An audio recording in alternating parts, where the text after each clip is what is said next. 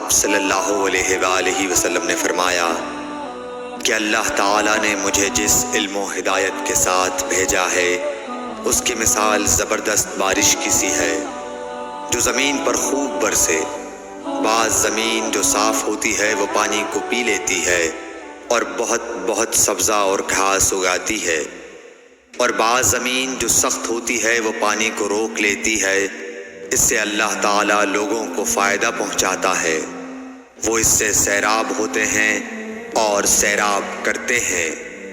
اور کچھ اور زمین کے بعض خطوں پر پانی پڑتا ہے جو بالکل چٹیل میدان ہوتے ہیں، نہ پانی روکتے ہیں اور نہ ہی سبزہ اگاتے ہیں۔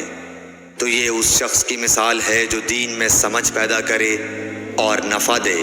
اس کو وہ چیز جس کے ساتھ میں مبعوث کیا گیا ہوں اس نے علم دین سیکھا اور سکھایا۔